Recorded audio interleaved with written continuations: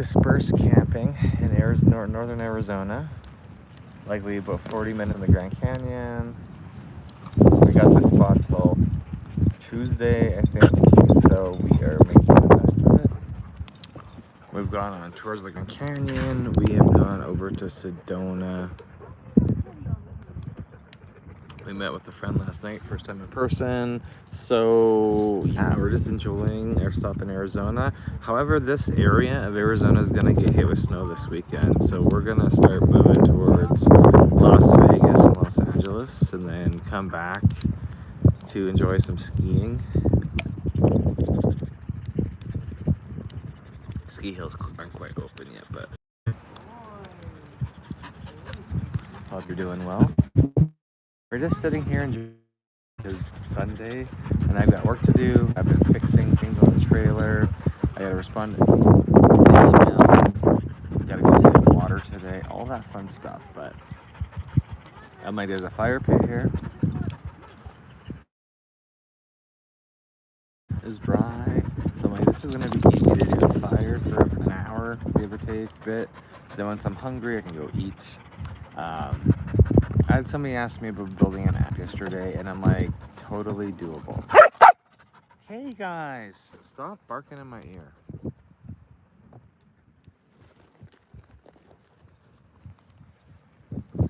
Challenge is when you have dogs, you have to pay attention to the dogs, or they're going to bark in your ear.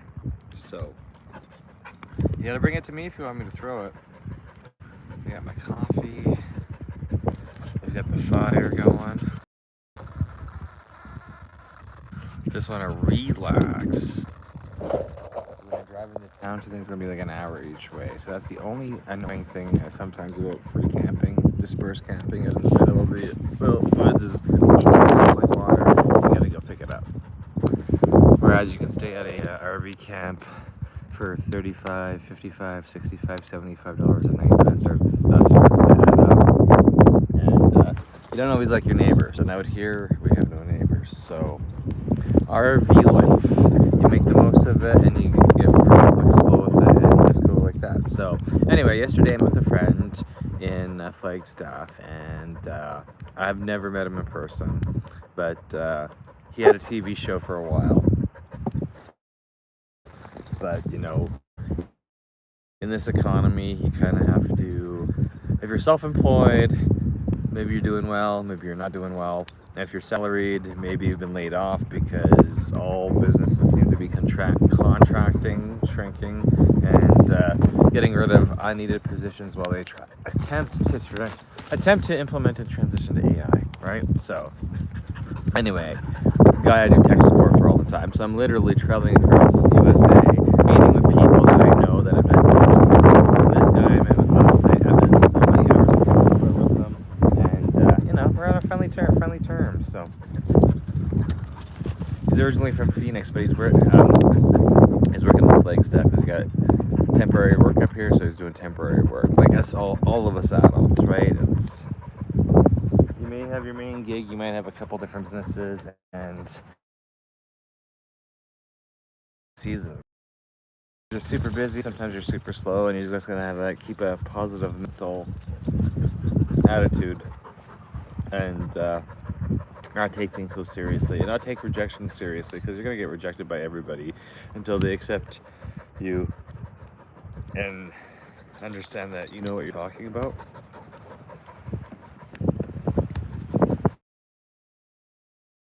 An app, and it's exactly what he should have kept building his show, because I told him you want to educate people and make sure they don't get scammed by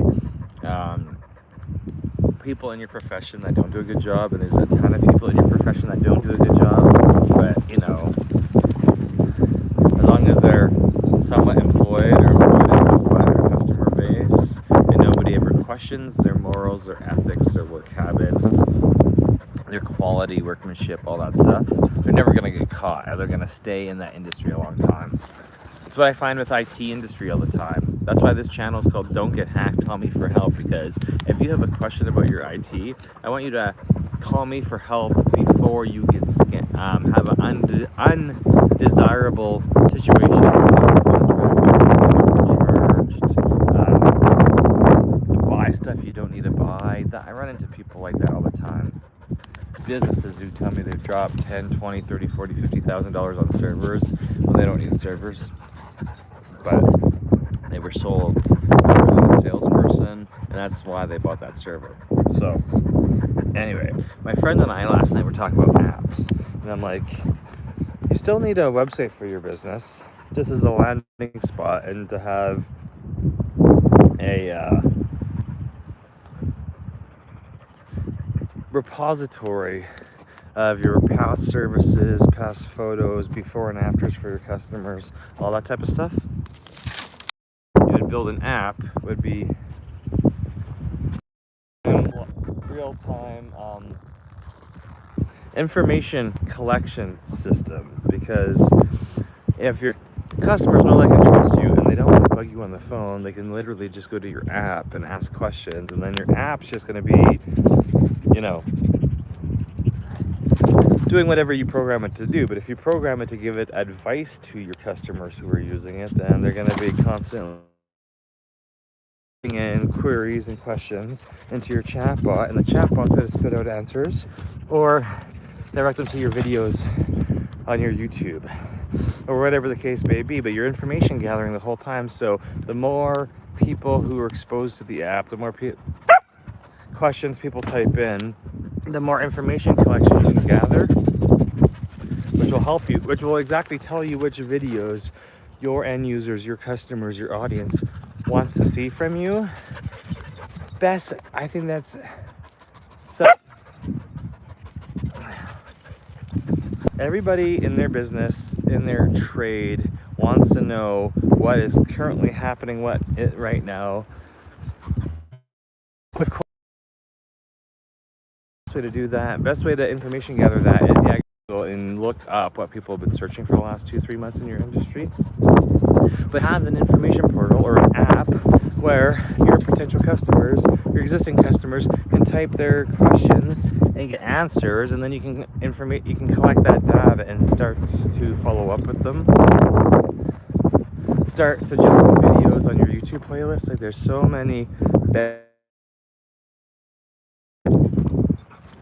building and deploying an app in your industry.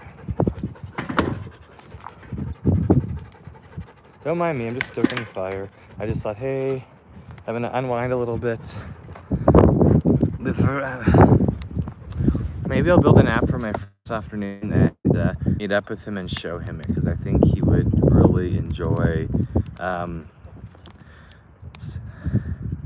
spending his free time building an app. And this is what I'm all about at Don't Get Hacked. Call me for help. I want my audience, I want you to ask me questions, and then I can develop new answers, new video concepts for you.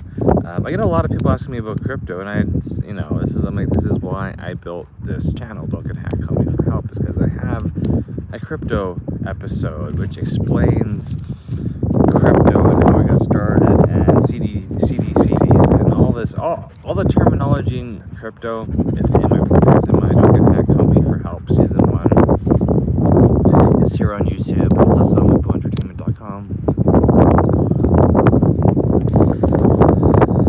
So anyway, I'm gonna go back to the fire. I'm just gonna switch the camera feed back to the fire. The dogs are here. The dogs are here trying to play. I want to wear them out because I don't know if these dogs are doing well with elevation. We're at like 7,000 feet a couple days, which is not fun when you're in the truck. Going down the highway to Sedona on a very steep incline on like a and you have a dog having a diarrhea in the back seat, spraying all over these guys. Disgusting. And I wasn't recording it on our YouTube camera at the time, and my wife was crying, and I'm laughing. I'm like, this is the life, traveling and just. Hey, are you guys not tired yet? Anyway, so technical chat yesterday. Working on getting my wife's app ready for end user testing, and I've got 2 other friends who wanted apps built, so I'll have to follow up with those apps and those creators of those apps. And then a friend last night is like, hey, I want to make an app. And I'm like, maybe I'll whip up an app this afternoon for him and then show it to him, because I'm sure he wants a side project that he can documenting and recording videos for and all that type of fun stuff.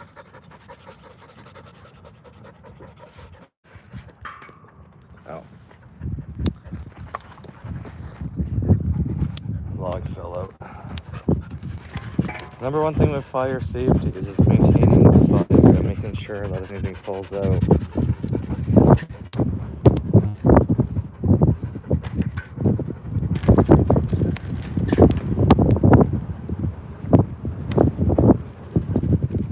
That thing gets pretty hot though. So, if you're watching this video, just drop some comments on tech questions you want me to answer, and I will review the comments and get back to you.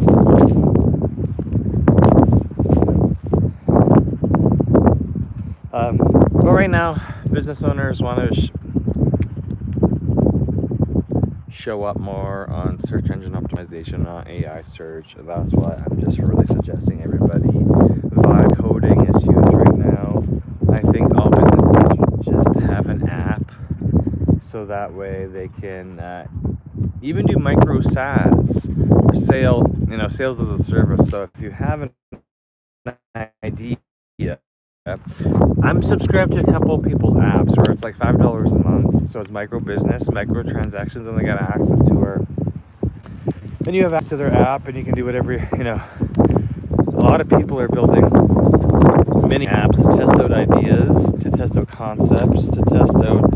They're really information gathering. So they're like, hey, I've got 5 users, 10 users, 100 users, 200 users using this app, generating ideas or social media posts. Ours is cybersecurity help, and then we have another one for YouTubers where you can type in a YouTube channel and discover the stats about that YouTube channel, and or type in your own, and the YouTube coach is going to help you build out your YouTube channel. So that's probably something I should work on, keep working on today, is the YouTube channel app, because I've had a lot of people show interest in it, and because I've been developing a handful of apps right now, but then I've been on the road for all October, it's November, so I'm like, hey, I need to catch up on a project that I was working on. So anyway, I'm gonna switch this back.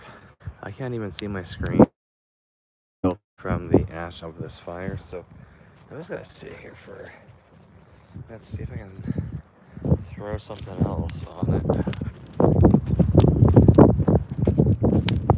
And if anybody's gonna come join me, I think they all want back on the trailer. We're just gonna make a big bonfire. Out dispersed camping by the Grand Canyon, Arizona. I can't code out here because it's too bright. I just want to show you what the capture. Okay, guys, go get it.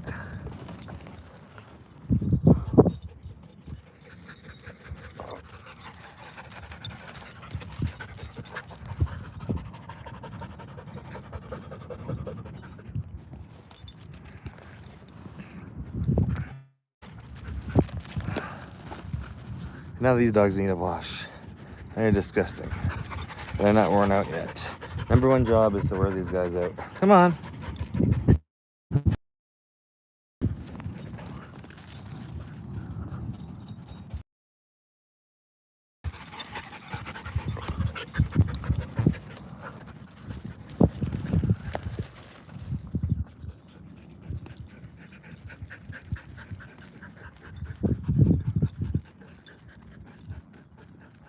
Oh, I think one's quitting. That's what happens when the dogs quit. They just kind of sit down or fight over the tug-of-war toy. They might go for it a couple more times. Okay, you gotta bring it here, dude. That's how disgusting the toy is. So yes, since we're dispersed camping, that means there's no water hookup, no sewer hookup. We're fine with water. It's a little sandy out here. It's a little bit windy. It's a nice breeze though. I think the dogs have quit officially. Are you bringing it back? Come on. A couple more times. I want you guys exhausted. Okay. Dude.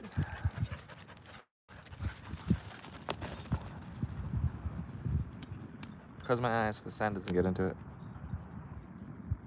Okay, I think they're done. I'll talk to you guys later because I'm just going to sit here with the fire and then I'm going to do some vibe coding for my friend and maybe get his app going just to show him what's possible. So, business owners. There's a bunch of different ways to do apps. And why am I saying an app? Information gathering, chatbot for your customers.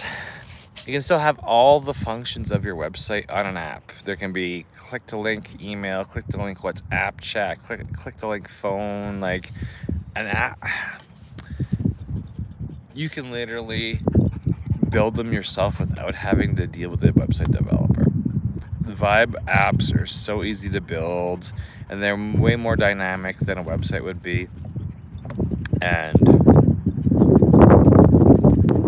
you can tie it into ChatGPT. You can tie it into so many data sources that make it way more.